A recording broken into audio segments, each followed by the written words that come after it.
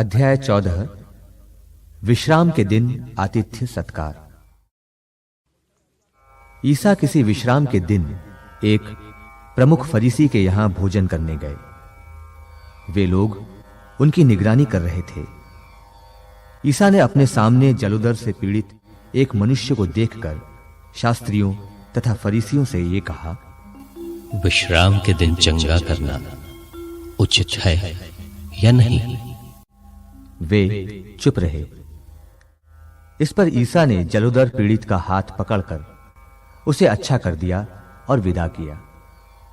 तब ईसा ने उनसे कहा, यदि तुम्हारा पुत्र या बैल कुएं में गिर पड़े तो तुम लोगों में ऐसा कौन है जो उसे विश्राम के दिन ही तुरंत बाहर निकाल नहीं लेगा? और वे ईसा को कोई उत्तर नहीं दे सके। मुख्य स्थान और अतिथि। ईसा ने अतिथियों को मुख्य मुख्य स्थान चुनते देखकर उन्हें यह दृष्टांत सुनाया।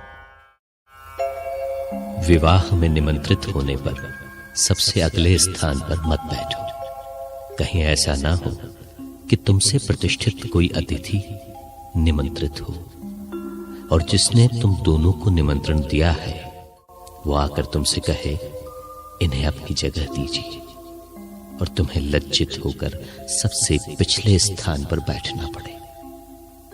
परंतु जब तुम्हें निमंत्रण मिले तो जाकर सबसे पिछले स्थान पर बैठो, जिससे निमंत्रण देने वाला आकर तुमसे ये कहे, बंधु आगे बढ़कर बैठिए। इस प्रकार सभी अतिथियों के सामने तुम्हारा सम्मान होगा, क्योंकि जो अपने को बड़ा मानता है वो छोटा बनाया जाएगा, और जो अपने को छोटा मानता है वो बड़ा बनाया जाएगा। परोपकार का उपदेश। फिर ईसा ने अपने निमंत्रण देने वाले से कहा, जब तुम दोपहर या शाम का भोज दो तो ना तो अपने मित्रों को बुलाओ और ना अपने भाइयों को, ना अपने कुटुंबियों को और न धनी पड़ोसियों को, कहीं ऐसा ना हो कि वे भी तुम्हें निमंत्रण देकर बदला चुका दें। पर जब तुम भोज दो तो कंगालों, लूलों, लंगड़ों और अंधों को बुलाओ। तुम धन्य होगे कि बदला चुकाने के लिए उनके पास कुछ नहीं है, क्योंकि धर्मियों के पुनरुत्थान के समय तुम्हारा बदला चुका दिया जाएगा।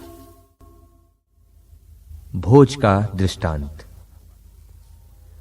साथ भोजन करने वालों में किसी ने यह सुनकर ईसा से कहा, धन्य है वो जो ईश्वर के राज्य में भोजन करेगा। ईसा ने उत्तर दिया, किसी मनुष्य ने एक बड़े भोज का आयोजन किया और बहुत से लोगों को निमंत्रण दिया। भोजन के समय उसने अपने सेवक द्वारा निमंत्रित लोगों को यह कहला भेजा कि आइए, क्योंकि अब सब कुछ तैयार है। लेकिन वे सभी बहाना करने लगे। पहले ने कहा, मैंने खेत मोल लिया है और मुझे उसे देखने जाना है। तुमसे मेरा निवेदन है, मेरी ओर से क्षमा मांग लेना। दूसरे ने कहा, मैंने 5 जोड़ बैल खरीदे हैं और उन्हें परखने जा रहा हूं। तुमसे मेरा निवेदन है, मेरी ओर से क्षमा मांग लेना। और एक ने कहा, मैंने विवाह किया है, इसलिए मैं नहीं आ सकता।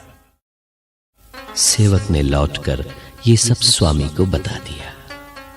तब घर के स्वामी ने क्रुद्ध होकर अपने सेवक से कहा, शीघ्र ही नगर के बाजारों और गलियों में जाकर कंगालों, लूलों, अंधों और लंगड़ों को यहां बुला लाओ।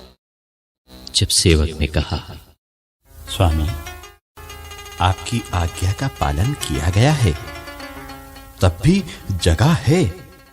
तो स्वामी ने नौकर से कहा, सड़कों पर और बाड़ों के आसपास जाकर लोगों को भीतर आने के लिए बाध्य करो, जिससे मेरा घर भर जाए, क्योंकि मैं तुमसे कहता हूं, उन निमंत्रित लोगों में कोई भी मेरे भोजन का स्वाद नहीं ले पाएगा। आत्मत्याग। ईसा के साथ साथ एक विशाल जनसमूह चल रहा था।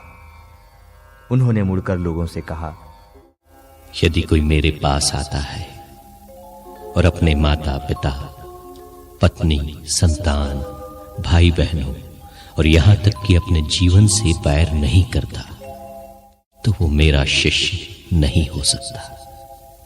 जो अपना क्रूस उठाकर मेरा अनुसरण नहीं करता, वो मेरा शिष्य नहीं हो सकता। मीनार बनवाने वाले का दृष्टांत।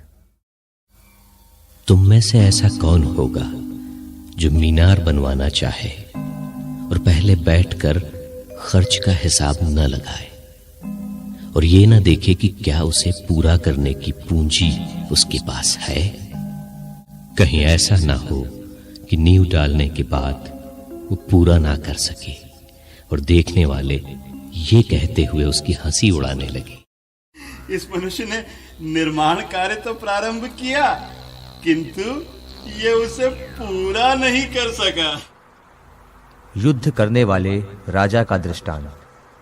अथवा कौन ऐसा राजा होगा जो दूसरे राजा से युद्ध करने जाता हो और पहले बैठकर यह विचार ना करे कि जो 20,000 की फौज के साथ उस पर चढ़ा आ रहा है, क्या वो 10,000 की फौज से उसका सामना कर सकता है?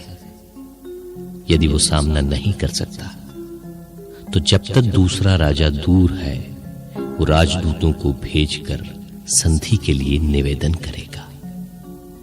इसी तरह तुम में जो अपना सब कुछ नहीं त्याग देता, वो मेरा शिष्य नहीं हो सकता। नमक का दृष्टांत। नमक अच्छी चीज है, किंतु यदि वो स्वयं अपना गुण खो देता है, तो वो किससे छौंका जाएगा? वो न तो जमीन के लिए किसी काम का रह जाता है और न खाद के लिए। लोग उसे बाहर फेंक देते हैं। जिसके सुनने के कान हों, वो सुन ले।